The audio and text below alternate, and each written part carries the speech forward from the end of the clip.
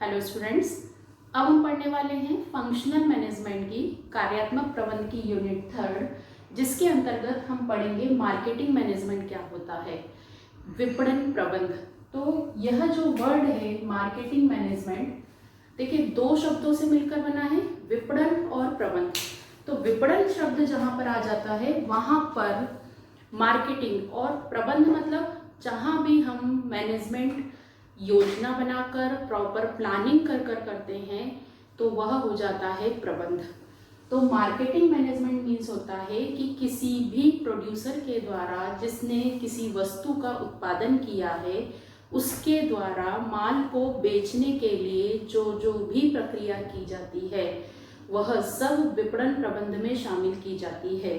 फिर हम उसमें उत्पादन बेचने के लिए उद्देश्य निर्धारित करना, प्लानिंग करना, मार्केटिंग से संबंधित प्लानिंग करना हो, कोऑर्डिनेशन हो, एम्प्लॉय का अपॉइंटमेंट हो, और उसके अलावा कंट्रोलिंग हो, सेल्स प्रमोशन स्कीम हो, एडवर्टाइजिंग है, ये सब चीज़ें जो हैं मार्केटिंग मैनेजमेंट में इंक्लूड होती है। तो विपणन प्रबंध मीन्स क्या होता है, अब इसको हम पारिभाषिक शब्दों में समझें तो ऐसी सभी क्रियाएं विपणन प्रबंध के अंतर्गत शामिल की जाती हैं जो कि किसी भी व्यावसायिक संस्था के द्वारा किसी उत्पाद को बेचने के लिए अपने अंतिम उपभोक्ता तक पहुंचाने के लिए की जाती है। इसके अंतर्गत वस्तु के बारे में सोचना, वस्तु को बनाना, वस्तु को पैक करना, वस्तु के लिए विज्ञापन करना और वस्तु के लिए जो है ट्रांसपोर्टेशन की व्यवस्था करना, वित्त फाइनेंस की व्यवस्था करना और सेल्स प्रमोशन स्कीम्स, यह सब क्रियाएं जो है शामिल की जाती है। तो विपणन प्रबंध, मार्केटिंग मैनेजमेंट, इसके दो कंसेप्ट जो है चलते हैं। यदि आपको मार्केटिंग मैनेजमेंट आता है तो दो कंसेप्ट के बेसिस पे आप इस पे काम करिए, पुरानी अवधारणा और नई अवधारणा। जो ओल्ड कंसेप्ट है वह होता था प्रोडक्ट ओरिएंटेड, केवल उत्पाद पर ध्यान देता था, कस्टमर को पसंद आए या न आए, केवल हमें प्रोडक्ट बनाना है और लाभ कमाना है। यह थी पुरानी अवधारणा। ओल्ड कंसेप्ट के अंतर्गत व्यवसायियों के द्वारा इस प्रकार का प्रोडक्ट बनाया जाता था जिससे ज्यादा लाभ मिले, ठीक है।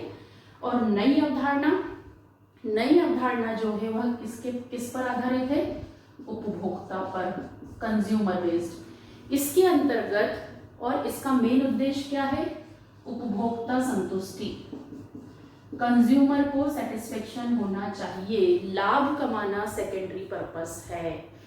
तो पुरानी अवधारणा को जब आप लिखेंगे तो इसके अंतर्गत आप लिखेंगे कि पुरानी अवधारणा के अंतर्गत विपणन प्रबंध में केवल उत्पाद को ध्यान रखा जाता था, प्रोडक्ट को, और इसके अंतर्गत व्यावसायिक संस्था का मेन उद्देश्य लाभ कमाना होता था। अतः सभी व्यावसायिक संस्थाओं के द्वारा सभी क्रियाएं इस प्रकार से निर्धारित की जाती थी कि उत्पाद को बेचने से ज्यादा लाभ हो। और नई अवधारणा जो है वह उपभोक्ता पर आधारित है। इसके अंतर्गत आप लिखेंगे कि नई अवधारणा के अंतर्गत हर व्यावसायिक संस्था का मुख्य उद्देश्य होता है उपभोक्ता की संतुष्टि। इस अवधारणा के अंतर्गत किसी भी व्यावसायिक संस्था के द्वारा इस प्रकार का प्रोडक्ट बनाया जाता है जो कि उपभोक्ता की पसंद के अनुसार हो। तो इसके अंतर्गत जो है पहले रिसर्च कर यह निकाला जाता है कि उपभोक्ता क्या चाहता है, कंज्यूमर किस प्रकार का प्रोडक्ट खरीदना चाहता है, किस साइज का खरीदना चाहता है, किस कलर का खरीदना चाहता है। तो इसके अंतर्गत मेन उद्देश्य होता है कि जो प्रोडक्ट कंपनी के द्वारा बनाया जा रहा है उससे कस्टमर को सेटिस्फेक्शन मिले। अब इन दोनों में अंतर आप लोगों को आ सकता है, पुरानी अवधारणा और नई अवधारणा।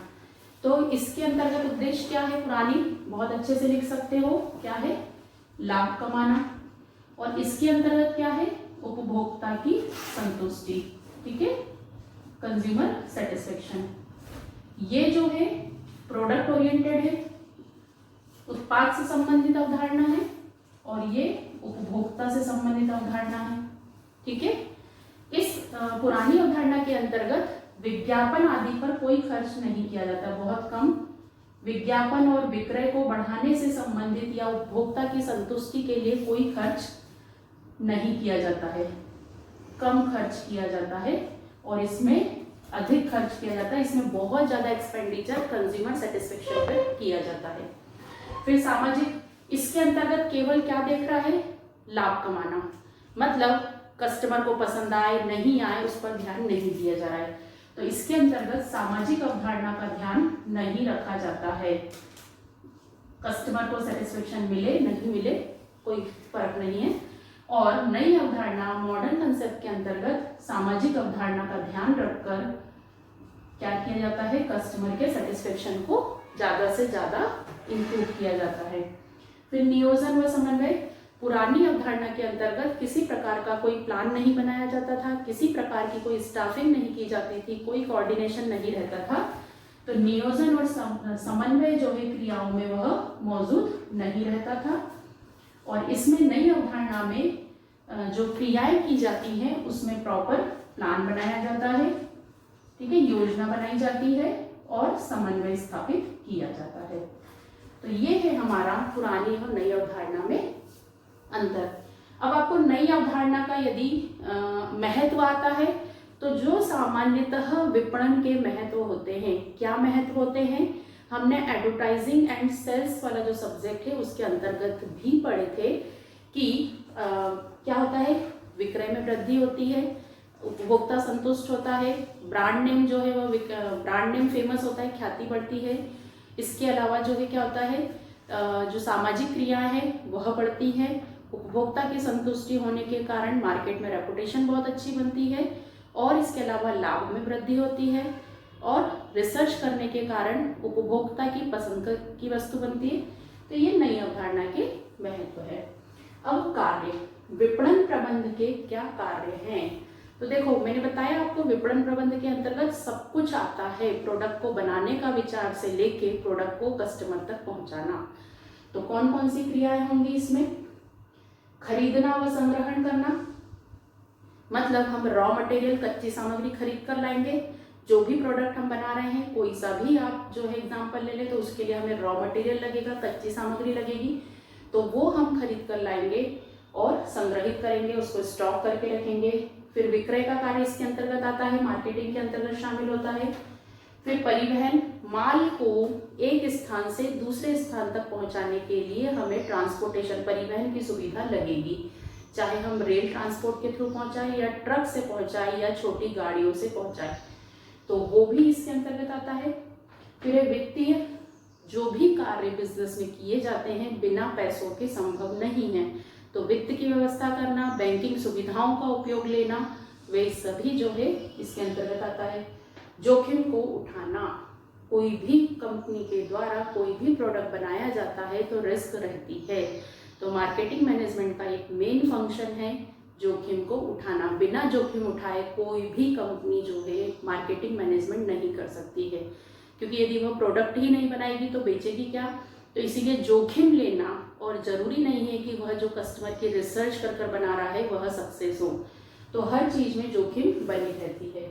फिर प्रमापीकरण, ग्रेडिंग एंड ब्रांडिंग, जो प्रोडक्ट बनाया जा रहा है उसका स्टैंडर्डाइजेशन करना, ग्रेडिंग करना और ब्रांडिंग करना, ब्रांड नेम लेबलिंग करना, और वह अपने स्टैंडर्ड के अकॉर्डिंग है कि नहीं है, कस्टमर की जो सेहत से नुकसान तो नहीं कर रहा है, इस प्रकार की सारे प्रमापीकरण को ध्यान रखना। फिर विपणन की सूचना, मार्केटिंग इंफॉर्मेशन जो है हर व्यक्ति को ज़रूरी होती है, जो उत्पादन कर रहा है उसे भी, जो कच्ची सामग्री सप्लाई कर रहा है उसके लिए भी, जो एडवर्टाइजिंग कंपनीज है उनको भी, बहुत सारे लोग एक प्रोडक्ट से जुड़े हुए होते हैं, तो उनसे संबंधित सूचना भी जब मार्केटिंग मैनेजमेंट के अंतर्गत आती है। तो स्टूडेंट ये हम मार्केटिंग के भी कार्य हैं और मार्केटिंग मैनेजमेंट के भी कार्य हैं। अब हम बात करेंगे उद्देश्य, क्या उद्देश्य है मार्केटिंग मैनेजमेंट का, क्या उद्देश्य हो सकता है, तो हम जो है मार्केटिंग मैनेजमेंट क्यों करते हैं, इस सवाल के जवाब में आपको जो जो भी पॉइंट आए वो उसके उद्देश्य होते हैं, या हम समझ लें महत्व भी यही है, महत्व, ठीक है। तो ग्राहक की आवश्यकता का अनुमान, मार्केटिंग वर्तमान में नई अवधारणा के द्वारा कार्य किया जाता है, सभी कंपनियां जो है इस बात पे फोकस करती है, पुराना कंसेप्ट जो है वह खत्म हो गया है। तो पहले ग्राहक की आवश्यकता का अनुमान लगाया जाता है, उसके लिए अलग अलग मेथड्स वो यूज़ की जाती हैं कि पूछा जाता है उनसे कि आपको कौन सा कलर पसंद है, कौन सी डिज़ाइन पसंद है, आप कौन सी फ्रेगनेंस पसंद करेंगे और कहाँ पर लेना पसंद करेंगे। इस तरीके की पूरी आवश्यकता का अनुमान लगाया जाता है। उसके बाद कंपनी जो है अपने प्रोडक्ट के बारे में सोचना शुरू करती है। फिर बाजार विभक्तिकरण, हर ग्राहक की आवश्यकता अलग अलग है, उसकी भुगतान करने की शक्ति भी अलग अलग है, तो निश्चित ही जो प्रोडक्ट कंपनी के द्वारा बनाए जाते हैं वह भी हमें अलग अलग रखने पड़ते हैं। तो बाजार विभक्तिकरण। फिर विक्रय में वृद्धि, हम जो है मार्केटिंग मैनेजमेंट करके काम क्यों कर रहे हैं, हम ऐसे भी प्रोडक्ट बिना सोचे समझे बना लें और बेच दें। तो क्या होगा कि यदि हम प्रबंध करके जो है कोई चीज़ करते हैं तो क्या होता है, विक्रय में वृद्धि होती है, शुद्ध लाभ में वृद्धि होती है, ग्राहक संतुष्टि तो हमारा मेन उद्देश्य है। नियोजन, हम जो है प्लानिंग करने के लिए और जो हमारी मार्केटिंग की जो हम प्रोडक्ट बनाया है उसको कस्टमर तक बहुत अच्छे से पहुंचाने के लिए क्या करते हैं, कोऑर्डिनेशन करते हैं, प्लानिंग करते हैं। फिर उत्पाद नियोजन, हम जो है ये क्यों करते हैं कि हम जो प्रोडक्ट बना रहे हैं अल्टीमेटली हमारा जो प्रोडक्ट है वो कौन कंज्यूम करने वाले हैं, हमारे उपभोक्ता। तो उसके अंतर्गत हम पूरा प्लान करके, प्रोडक्ट प्लानिंग करके बनाएं, उनसे पूछ लें उनको कौन सा कलर, कौन सी डिज़ाइन की, कौन सी पैकिंग, क्या क्या क्वालिटीज़ चाहते हैं, तो हमारे प्रोडक्ट की सक्सेस मतलब प्रोडक्ट की विक्रय की गारंटी हो जाती है। तो इस प्रकार से स्टूडेंट आपको मार्केटिंग मैनेजमेंट के कंसेप्ट, कार्य और उद्देश्य या महत्व आते हैं तो आप इस तरीके से लिखेंगे। स्टूडेंट यूनिट 3 में अब हम पढ़ेंगे मार्केटिंग मिक्स, विपणन मिश्रण क्या होता है। तो देखिए यहाँ पे मिक्स वर्ड लिखा है, मतलब बहुत सारी एक्टिविटी का मिक्सचर, ठीक है। और मार्केटिंग मतलब मार्केटिंग से रिलेटेड बहुत सारी एक्टिविटी को जब हम मिश्रण बना लें, मिक्स कर लें, तो वो होता है मार्केटिंग मिक्स। तो कौन कौन सी एक्टिविटी मार्केटिंग में इंक्लूड है, कुछ नई नहीं है। हम जो है मार्केटिंग मीन्स होता है, क्या समझा हमने अभी जस्ट, कि गुड्स को जो भी प्रोडक्ट प्रोड्यूसर ने बनाया है उसको फाइनल कंज्यूमर तक पहुंचाने के लिए। तो उसके अंतर्गत प्रोडक्ट के संबंध में प्लानिंग करना, डिस्ट्रीब्यूशन करना, एडवर्टाइजमेंट करना, ब्रांडिंग करना, पैकिंग करना, फिजिकल डिस्ट्रीब्यूशन करना, ये सब क्रियाएं शामिल होती हैं और इसी को कहा जाता है मार्केटिंग मिक्स।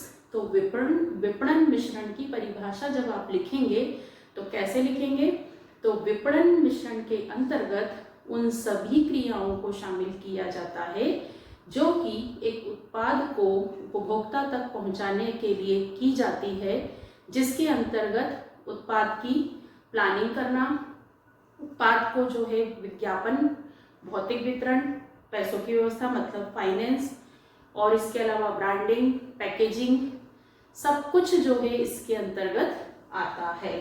तो ये होता है मार्केटिंग मिक्स, मतलब मार्केटिंग मैनेजमेंट का एक पार्ट है मार्केटिंग मिक्स, विपणन मिश्रण। अब इसके कौन कौन से एलिमेंट है, या हम कहें कि विपणन मिश्रण के अंतर्गत किन किन चीजों को शामिल किया जाता है। तो उत्पाद नियोजन व विकास, सबसे पहले प्रोडक्ट की प्लानिंग। हमने देखा ना कि प्रोडक्ट मिक्स में सब कुछ, मार्केटिंग मिक्स में सब कुछ इंक्लूड किया जाता है। तो प्रोडक्ट की प्लानिंग की जाती है, सोचा जाता है कि कस्टमर को कौन सा प्रोडक्ट पसंद है और उसका डेवलपमेंट किया जाता है, पूरा प्लान बनाया जाता है। और यहाँ पर जब प्रोडक्ट के बारे में प्लानिंग की जाती है तो कस्टमर के हिसाब से, हमने नया कंसेप्ट पढ़ा, तो नई अवधारणा के आधार पर कस्टमर की आवश्यकता और पसंद के हिसाब से बनाई जाती है।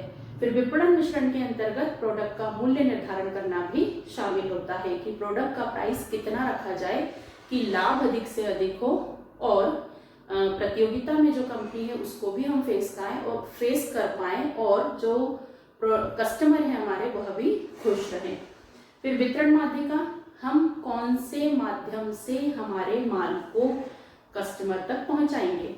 तो बहुत सारी वितरण माध्यिकाएं होती हैं। एक होता है कि डायरेक्ट जो है मैं मॉल वगैरह में अपना रख दूं, जो शॉपिंग मॉल्स होते हैं उसमें, या फिर थोक विक्रेता की सहायता से, या फिर थोक विक्रेता और फुटकर विक्रेता, इनका रख सकती हूँ, या एजेंट में अपॉइंट कर सकती हूँ जो मेरा गुड्स लेकर जाएंगे, ठीक है।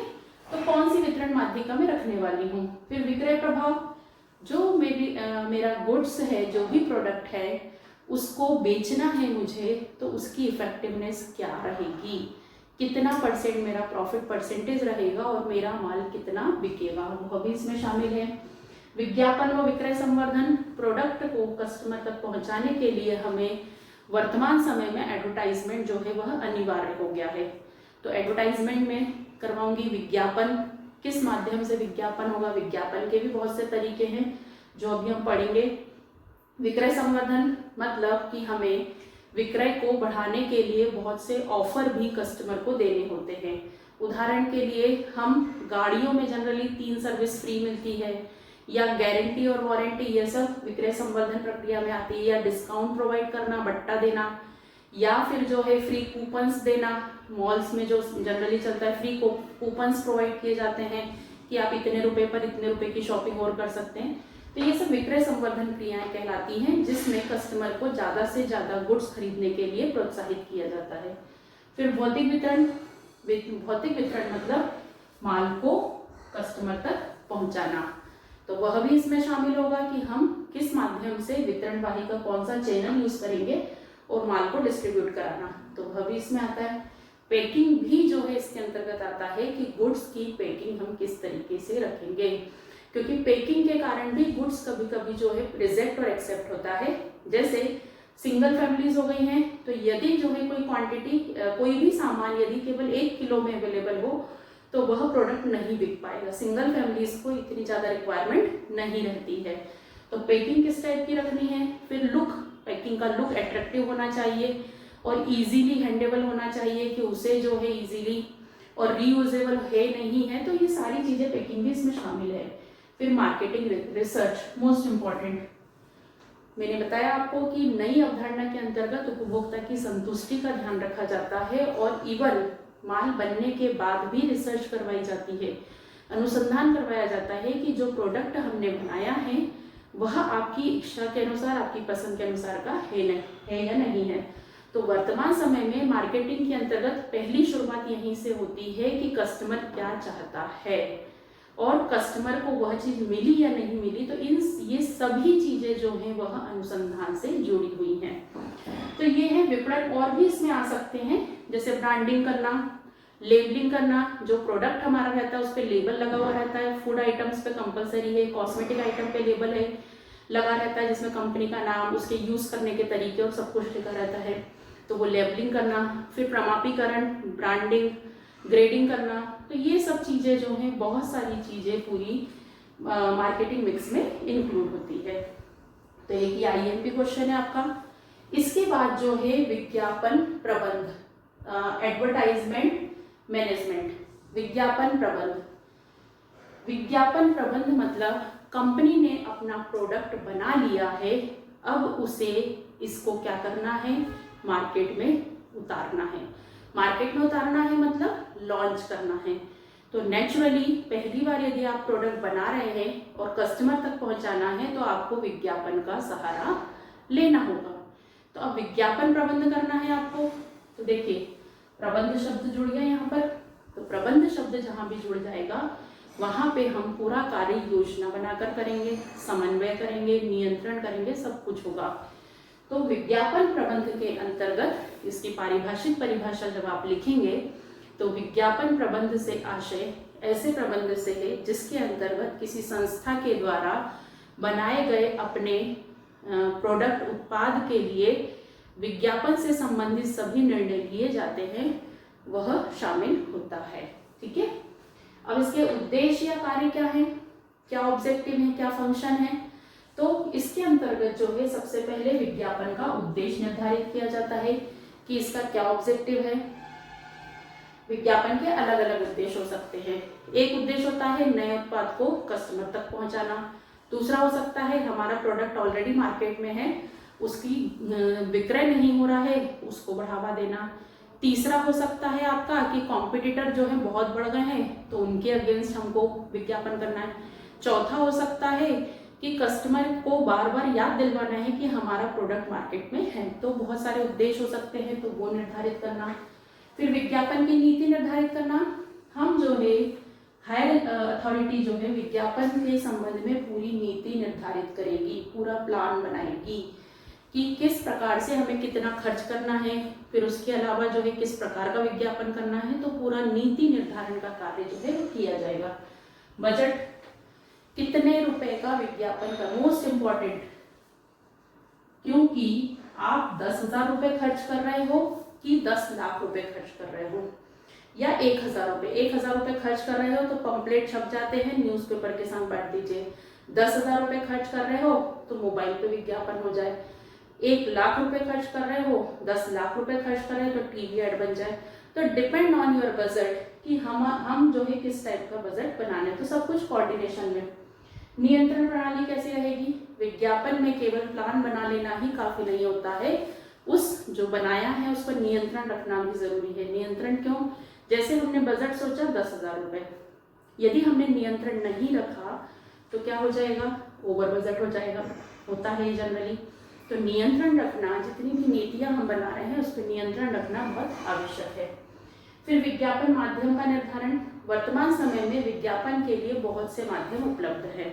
उदाहरण के लिए रेडियो पे, मोबाइल, न्यूज़पेपर, मैगजीन्स, होर्डिंग्स, बड़ी बड़ी होर्डिंग्स रहती हैं, टीवी एड्स सबसे फेमस तरीका। तो कौन सा माध्यम जो है हम चूज कर रहे हैं, तो ये डिपेंड करेगा हमारा विज्ञापन किस प्रकार का है, हमारा बजट कैसा है, हमारे कस्टमर कौन है। यदि लोकल लेवल का है, स्थानीय स्तर पर है, तो टीवी में ऐड की जरूरत नहीं है, फिर हम पंपलेट से कर सकते हैं। तो depend on your requirement. Design व लेआउट। अब विज्ञापन माध्यम डिसाइड कर लिया आपने कि हम न्यूज़पेपर में पंपलेट देंगे, तो उसका क्या करना पड़ेगा? आपको डिजाइन बनानी पड़ेगी। भाई पंपलेट बना रहे हो तो इस प्रकार से पूरा पंपलेट डिजाइन करना पड़ेगा कि कैसा मैटर लिखें, कौन सी पिक्चर डालें, ये सब। यदि आपने टीवी में ऐड वाला माध्यम चुना है तो आपको उसके लिए किस कलाकार से करवाना है, कौन सी प्रोडक्शन कंपनी लेनी है, कौन सी विज्ञापन एजेंसी लेनी है, वो सब डिसाइड करना रहेगा। फिर विज्ञापन एजेंसी से अनुबंध। विज्ञापन डिजाइन और लेआउट आपका फिक्स हो गया। फिर विज्ञापन एजेंसी से अनुबंध, यदि आप टीवी ऐड वगैरह बना रहे हैं या, तो एजेंसी जो है हमें ये बताना है कि हमें इस प्रकार के विज्ञापन की आवश्यकता है। बाकी पूरा कार्य फिर एजेंसी संभालती है। पूरा कार्य, इट मीन्स विज्ञापन को डिजाइन करना, पूरे उसमें अपनी रिक्वायरमेंट के हिसाब से वो पूरा कार्य करती है। कस्टमर तक पब्लिश करने का कार्य भी वो पूरा करती है। विज्ञापन समय, हमें जो है विज्ञापन वगैरह सब डिसाइड हो गया एजेंसी, देन फिर हमें उसका टाइम डिसाइड करना रहेगा कि यदि शूटिंग है तो कब करनी है, यदि न्यूज़पेपर में पंपलेट देने हैं तो हमें वो कब लगाना है, कब देना है, कौन सी डेट पे देना है। बड़े बड़े होर्डिंग्स यदि हमको विज्ञापन के लिए लगाने हैं तो वो कहाँ कहाँ लगाने हैं, कब लगाने हैं, तो यह सब निर्धारित करना। संचार, विज्ञापन बन गया है हमारा, पंपलेट्स छप गए हैं, अब उसे हमें कम्युनिकेट करना है, लोगों तक पहुंचाना है, तो उसका जो है डिसीजन लेना। फिर मूल्यांकन, विज्ञापन आपका चला गया है, लोग देख रहे हैं, पढ़ रहे हैं, तो अब उसका मूल्यांकन करना कि उसके बाद जो है हमने जिस उद्देश्य के लिए विज्ञापन किया था उसका बेनिफिट हमें मिल रहा है या नहीं मिल रहा है, तो वो वैल्यूएशन करना। तो ये है स्टूडेंट, यदि आपको उद्देश्य, महत्व या कार्य आते हैं तो आप इस प्रकार से डिफाइन करेंगे। ठीक है, अब हम बात करेंगे विज्ञापन माध्यम चुनाव को प्रभावित करने वाले तत्व। अब विज्ञापन के माध्यम कौन कौन से हमारे पास अभी हम पढ़ेंगे, जैसे कि एक समाचार पत्र है, न्यूज़पेपर में आते हैं हमारे यहाँ पंपलेट्स, ठीक है, टीवी में ऐड दे सकते हैं, बड़े बड़े होर्डिंग्स जो है आज की डेट में हम देखते हैं वो होर्डिंग्स हम लगवा सकते हैं। तो बहुत सारे तरीके हैं, तो हमें कौन सा माध्यम चुनाव करना है, चुनना है, तो उसको प्रभावित करने वाले तत्व कौन से रहेंगे। कुछ नया नहीं है, हमारा विज्ञापन का उद्देश्य क्या है वो हमारा सबसे इम्पोर्टेंट है, बाजार की प्रकृति कैसी है, रिसेंट में हमें विज्ञापन मार्केट में करना है तो मार्केट का नेचर कैसा है, स्थानीय है, मौसमी है, राष्ट्रीय है, अंतर्राष्ट्रीय है, वो डिपेंड करेगा। प्रोडक्ट हमारा कैसा है, जल्दी खराब होने वाला है, बहुत लंबे समय तक चलने वाला है, किस प्रकार के कस्टमर वो उसे यूज करने वाले हैं उस पर। संदेश, हमने जो एडवर्टाइजमेंट बनाया है, विज्ञापन हमने जो फ्रेम किया है उसमें हम किस प्रकार का संदेश देने वाले हैं उस पर भी डिपेंड करेगा। क्रेता, हम जिस प्रकार के कस्टमर के लिए बना रहे हैं विज्ञापन, तो वह जो है क्रेता किस प्रकार का है, कौन सी कैरेक्टरिस्टिक्स का है, वह रिच फैमिली से है, मिडिल क्लास फैमिली से है, या फिर जो है वह निम्न वर्ग से है, तो बहुत सारी चीजें उस पर डिपेंड करेंगी। फिर एक माध्यम लागत, जो हम विज्ञापन माध्यम चुन रहे हैं उसकी लागत क्या है, न्यूज़पेपर है, टीवी एड्स है, दोनों की लागत में बहुत अंतर है, तो हमारा बजट क्या है उस हिसाब से हम डिसाइड करेंगे। फिर माध्यम की छवि, मतलब जो मीडियम हम चुन रहे हैं, जो माध्यम हम चुन रहे हैं, उसकी रेपुटेशन, उसकी इमेज कैसी है मार्केट में। टीवी एड्स जैसे बहुत अच्छे माने जाते हैं, तो वह छवि कैसी है। व्यवसाय का आकार नेचुरली बड़ा है, छोटा है, उस पर डिपेंड करेगा। वितरण प्रणाली, हमारी जो डिस्ट्रीब्यूशन प्रणाली है इसमें से हमने कौन सी अपनाई हुई है, क्योंकि अलग अलग चैनल के लिए अलग अलग प्रकार के विज्ञापन सुटेबल होते हैं। और विज्ञापन का जीवन काल, यदि हम बात करें पंपलेट्स की, तो 1 दिन 2 दिन पढ़ता है व्यक्ति और उसे हटा देता है। टीवी एड्स लंबे समय तक चलते हैं और होर्डिंग्स बहुत लंबे समय तक लगी रहती हैं। तो विज्ञापन का जीवन काल क्या है, तो ये सभी चीजें जो है डिसीजन जब हम लेंगे तो मेनली फोकस रहेगा कि संस्था का उद्देश्य क्या है। मेन फोकस जो है इसी चीज पे रहेगा। हर संस्था जो है अपने अपने हिसाब से आवश्यकता के अनुसार इन सब बातों को डिसाइड करके किस माध्यम से उसे विज्ञापन करना है उसका निर्णय लेगी। तो ये है स्टूडेंट हमारा मार्केटिंग मिक्स और विज्ञापन प्रबंध। स्टूडेंट्स, अब हम देखेंगे कि एक अच्छे विज्ञापन की क्या विशेषता होती है। हम सभी विज्ञापन से बहुत अच्छे से परिचित हैं। बहुत से विज्ञापन जब हमारी आंखों के सामने आते हैं तो हमारी एक्सपेक्टेशन होती है कि इस विज्ञापन में यह बात नहीं होनी चाहिए थी, या इस विज्ञापन की यह बात बहुत अच्छी है। कुछ विज्ञापन ऐसे हैं जो हमें बचपन से हम देख रहे हैं और हमें अभी तक याद है। उनके जो स्लोगन, कोटेशन जो है इतने बहुत अच्छे रहते हैं कि हमें जो है वह हमेशा याद रहते हैं। इसके अलावा कुछ विज्ञापन ऐसे हैं जो हमारे इमोशन से जुड़े होते हैं। तो इस प्रकार से ओवरऑल एक विज्ञापन में कौन कौन सी अच्छी बातें होनी चाहिए वो हमें यहाँ पर लिखनी है। तो एक अच्छे विज्ञापन की पहली विशेषता है ध्यान मूल्य, मतलब कि विज्ञापन ऐसा होना चाहिए जो जिस उद्देश्य से बनाया जा रहा है, जिस पर्पस से बनाया जा रहा है, उस उद्देश्य, मतलब क्या उद्देश्य है हमारा, ग्राहक को ध्यान आकर्षित करना, ग्राहक को अट्रैक्ट करना, तो वह जो है ध्यान आकर्षित होना चाहिए। फिर विज्ञापन ऐसा होना चाहिए कि जो कस्टमर है उस विज्ञापन को देखकर वस्तु को खरीदने के लिए प्रेरित हो और वह उस विज्ञापन को देखने के बाद जो है उस वस्तु के प्रति उसकी धारणा बदल जाए। तो प्रतिधारण मूल्य। फिर सुझाव मूल्य, विज्ञापन में हमेशा उस वस्तु के उपयोग के बारे में और उस उपयोग के कारण क्या परिवर्तन होंगे उसके सुझाव भी शामिल होना चाहिए। और यह डिपेंड करता है कि हमारा प्रोडक्ट कैसा है। तो यदि कोई प्रोडक्ट ऐसा है जिसमें सुझाव की आवश्यकता है तो उस प्रोडक्ट के बारे में सभी प्रकार की सावधानी और सुझाव का उल्लेख होना चाहिए। फिर है शिक्षा मूल्य। कोई भी ऐड, कोई भी विज्ञापन हम बनाए, चाहे वह होर्डिंग्स के द्वारा हो या समाचार पत्र में हम दे रहे हो, उन सभी में जो है हमें एजुकेशनल वैल्यू, शिक्षा मूल्य, मतलब विज्ञापन इस प्रकार का होना चाहिए कि वह कहीं ना कहीं कुछ एजुकेट करे, शिक्षित करे और किसी न किसी ज्ञान को बढ़ाए। फिर अभिप्रेरण मूल्य। स्टूडेंट्स, जो विज्ञापन का उद्देश्य है वह क्या है हमारा मेन, ग्राहक को प्रेरित करना कि वह हमारे प्रोडक्ट को आकर खरीदे।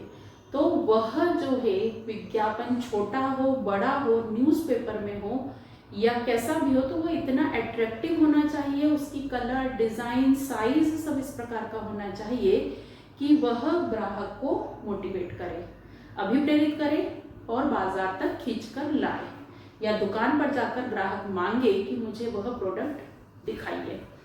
फिर है सरल होना चाहिए, विज्ञापन की भाषा सरल होनी चाहिए, समझने लायक होनी चाहिए और आम जनता के मध्य की होना चाहिए।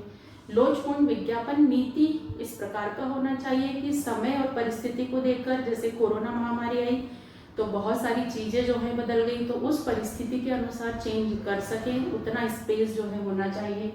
आकर्षित विज्ञापन आकर्षित ही होना चाहिए, अदरवाइज जो है जैसे ही विज्ञापन आए हम टीवी चैनल बदल दें। तो ऐसा होना चाहिए विज्ञापन कि कस्टमर जो है विज्ञापन तो देखे ही। फिर धर्म भावना, विज्ञापन में किसी भी प्रकार के किसी भी धर्म की भावना को ठेस नहीं पहुंचना चाहिए।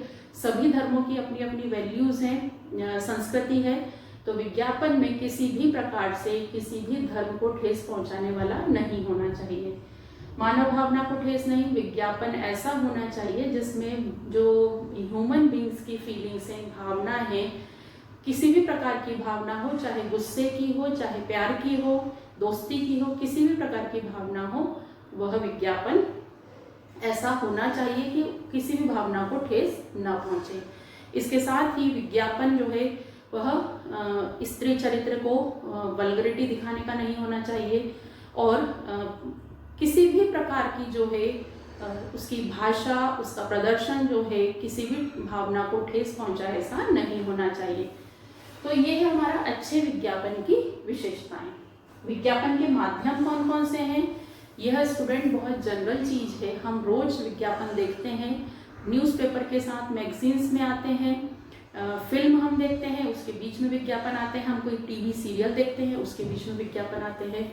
तो माध्यम हम बात करें तो विज्ञापन माध्यम में प्रिंट मीडिया मतलब छपे हुए विज्ञापन, तो वो कहाँ कहाँ आते हैं?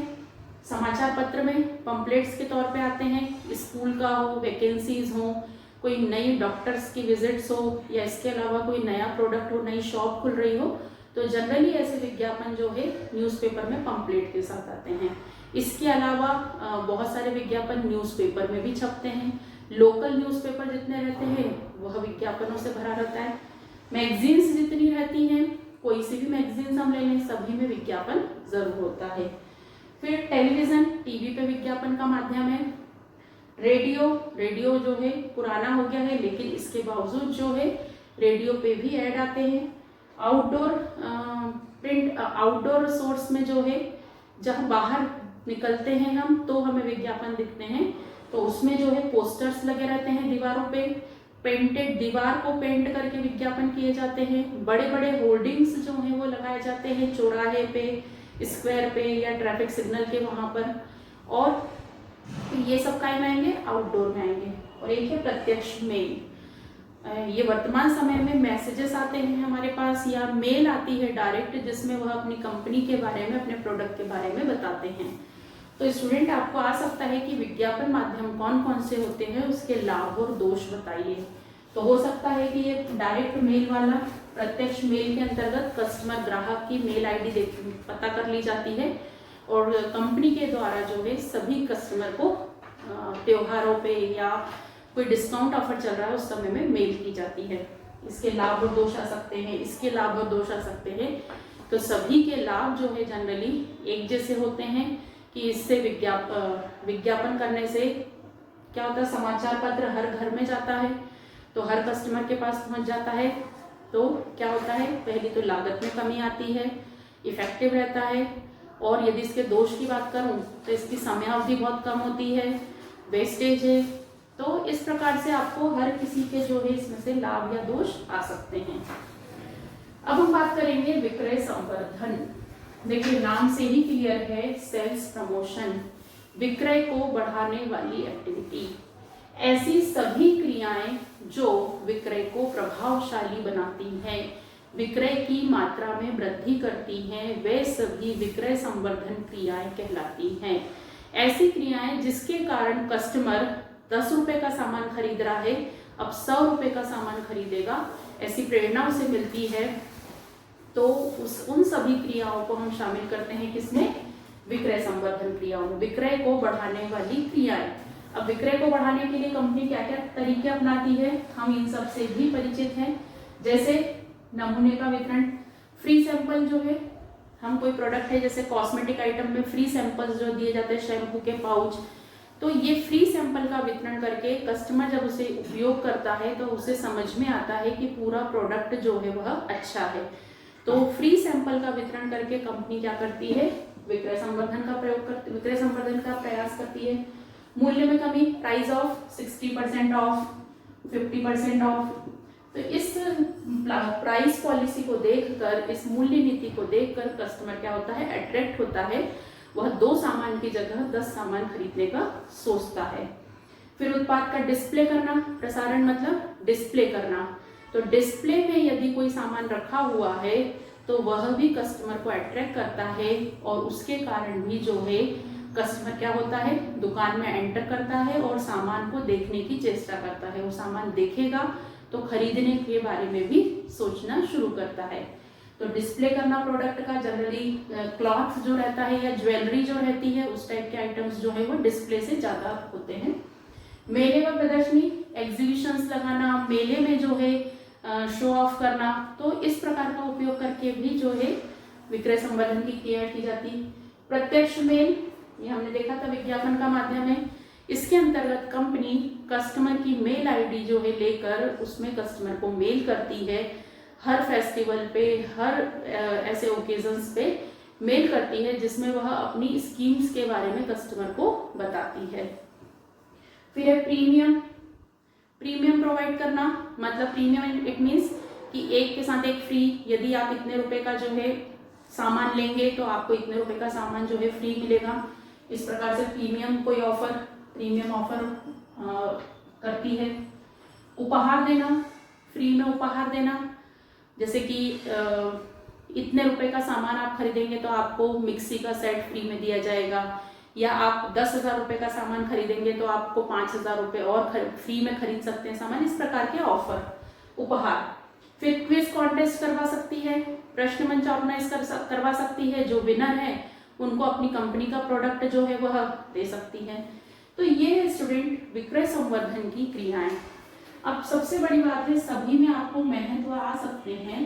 तो मार्केटिंग मैनेजमेंट का महत्व, मार्केटिंग का महत्व, विज्ञापन का महत्व या विक्रय संवर्धन का महत्व, तो अल्टीमेटली इन सभी का जो है एक ही उद्देश्य है और एक ही महत्व रहेंगे कि विक्रय में वृद्धि के लिए ये सब कार्य किए जाते हैं, लाभ में वृद्धि के लिए सब कार्य किए जाते हैं, प्रतियोगिता का सामना करने के लिए कार्य किए जाते हैं, मार्केटिंग मतलब वस्तु के उत्पाद के लिए ये कार्य किए जाते हैं, उपभोक्ता की संतुष्टि के लिए कार्य किए जाते हैं, लागत में कमी करने के लिए कार्य किए जाते हैं, संसाधनों का समुचित उपयोग करने के लिए कार्य किए जाते हैं, वित्त का प्रॉपर उपयोग करने के लिए कार्य किए जाते हैं।